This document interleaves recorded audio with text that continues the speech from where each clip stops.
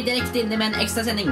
Den kjente klatreren Wilhelm Berg sporløst forsvunnet i de mystiske Ransbergfjella. Dette de siste opptakene som ble gjort av klatreren før han begynte på hans tøffeste ekspedisjon hittil. Nedstigning til Djevelgrotta i Ransbergfjella. Vi kommer tilbake med fortløpende oppdateringer så fort vi vet noe mer.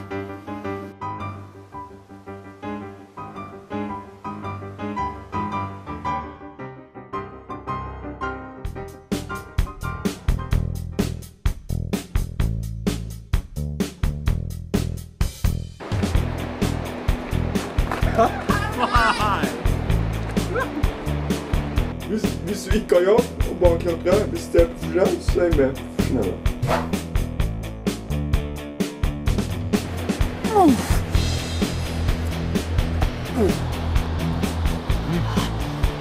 Blåbær. Vi klatrer da på steder der profesjonelle klatrer ikke klatrer.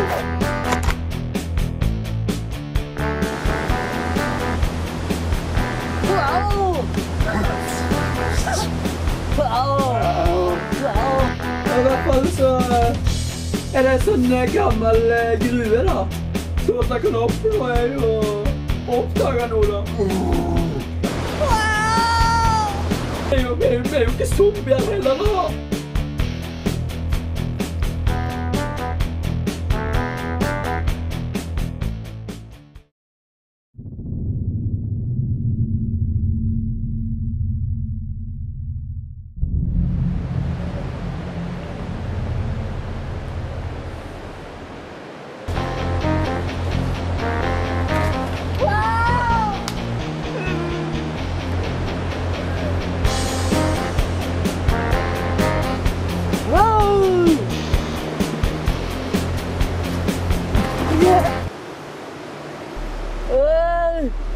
Blæ!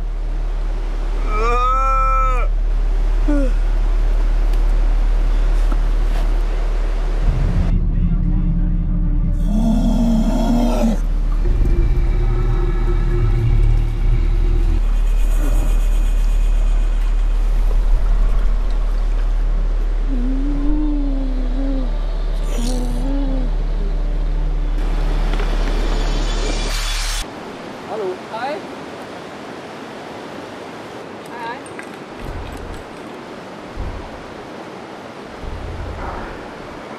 Sjekk en skilling! Se på den her da! Se på den mynten! Se på den der! Au! Hvorfor gjorde du det da?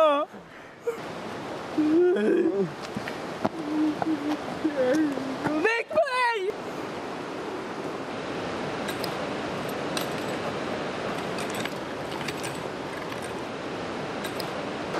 Nei, vi går.